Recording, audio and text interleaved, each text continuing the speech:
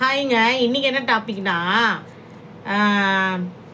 என் கிளாஸில் ஒரு ஸ்டூடெண்ட் படிக்கிறா. அந்த பொண்ணு வந்து பிடி விளையாடும்போது கீழே விழுந்துட்டான். விழுந்துட்டு கையில் நல்லா அடிபட்டுருச்சு. உடனே அவங்க பேரண்ட்டுக்கு ஃபோன் பண்ணே வந்தாங்க. வந்துட்டு அவங்க வந்து ஜீசஸ் கும்பிட்றவங்க. அவர் வந்து ஏதோ சொல்ல போகிறாரு நான் நினச்சிட்டு இருந்தா, அவர் சொல்கிறாரு, மேடம் இந்த பொண்ணு நல்லா ஓடுது, விளையாடுது, ஆக்டிவாக இருக்குது. ஆனால் இன்றைக்கி வந்து பைபிள் படிக்காதனால தான் அந்த பொண்ணு கீழே விழுந்துருச்சு. அதனால தான் கை உடஞ்சி போச்சு அப்படின்னு சொன்னார். இதுக்கு பதில் என்ன சொல்கிறது மக்களை, நீங்களே சொல்லுங்களேன். சாமி பைபிள் படிக்காதனால தான் கீழே விழுந்துருச்சா அப்படின்னு சொல்கிறாங்க. நான் என்ன சொல்கிறேன், பைபிள் படித்தா மட்டும் அன்றைக்கி எதுவுமே நடக்காதா? அன்றைக்கி என்ன நடக்கணுமோ அது நடந்து தான் ஆகும். அதுக்காக அந்த பைபிள் படிக்காதனால தான் இது மாதிரி கெட்டது நடக்குது அப்படின்னு நீங்கள் வளர்க்கும் போது அந்த குழந்தைங்க என்ன நினைக்கும்? ஒரு சின்ன விஷயத்து கூட அப்போ கடவுள் தான் நம்மளுக்கு கூட இருக்காரோ?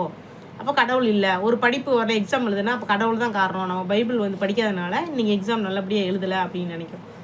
அப்போ எல்லாத்துக்கும் கடவுள் கடவுள்னு சொல்லும்போது நம்மளாம் என்ன எஃபர்ட் பண்ணுமோ அது நம்ம செய்ய மாட்டோம்.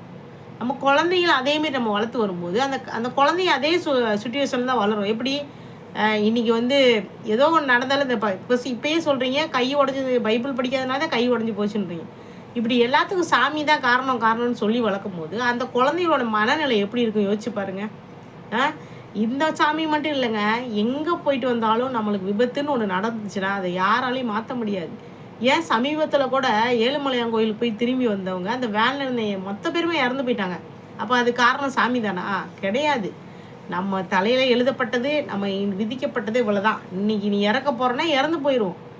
நம்மளுக்கு நல்லதும் கெட்டதும் அது கடவுள் கையில் இருக்குது இல்லைன்னுலாம் நான் சொல்ல வரல. ஆனால் நம்ம எஃபர்ட் போடணும் கொஞ்சமாவது. அதனால் கடவுளவே சொல்லி சொல்லி சொல்லி அந்த குழந்தைங்கள மனநிலையை மாற்றாதீங்க. நீ படி, நீ கஷ்டப்படு, அப்போ தான் கிடைக்குன்னு சொல்லுங்கள். அதை விட்டுட்டு கடவுள் பார்த்துக்குவார், படிக்காத கடவுள் பார்த்துக்கணும், எக்ஸாமை போய் நீ படிக்காமல் போய் பரிசு எழுதுமா, கடவுள் உங்களை பார்த்துக்குறோன்னா எப்படிங்க மார்க் கிடைக்குமாங்க? கடவுள் நம்பிக்கையும் வேணும், அதேமாரி நம்மளுடைய உழைப்பும் வேணும்.